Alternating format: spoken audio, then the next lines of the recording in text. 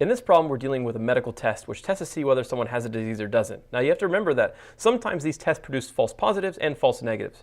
What we're going to do is we're going to draw a tree, as we normally do, for these conditional probability trees. We either have someone who's sick or not sick. We'll say the disease or no disease. Furthermore, we're told that the sensitivity of the test is the ability for the test to detect whether or not someone has that disease. So that's to say, test is positive versus test is negative. Same thing for when someone doesn't have the disease.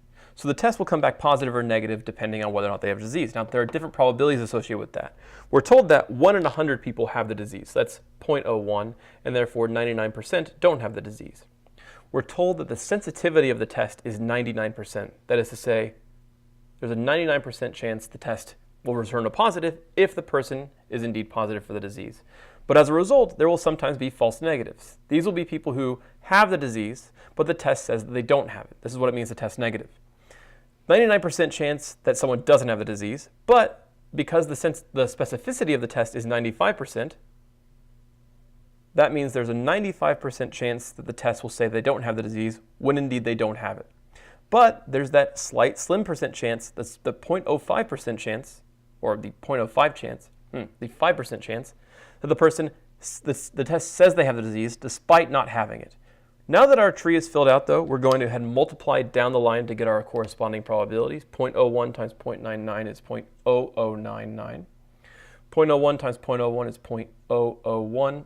0.99 times 0.05 is 0.0495.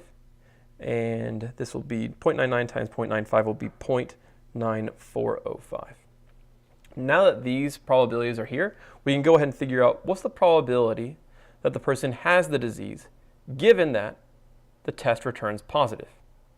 Okay, we're going to go ahead and resort to using our conditional probability formula. That would be probability of disease intersect, we'll say positive for testing positive, divided by probability of positive. Let's go ahead and find these values from our tree. Let's start with the denominator. It's always the easiest place to start. Probability of positive are the values where positive is the endpoint node. So we have a positive here. That means this value and this value, because these at least have positive. Those are going to form my denominator, 0.0099 plus 0.0495. And my numerator is that which has a D next to it, or I should say D somewhere in the tree. So this value is what we're looking for insofar as D is part of our tree. So we're going to put 0.0099 in our numerator. We are not going to put this in our numerator because we're not looking for the probability they don't have the disease, right? We're looking for the probability they do have the disease. So P of D intersect positive is this value here. We're not going to include this value in our numerator. This, when we compute this 0.0099 over this value, we get about 0.167. That is our final answer.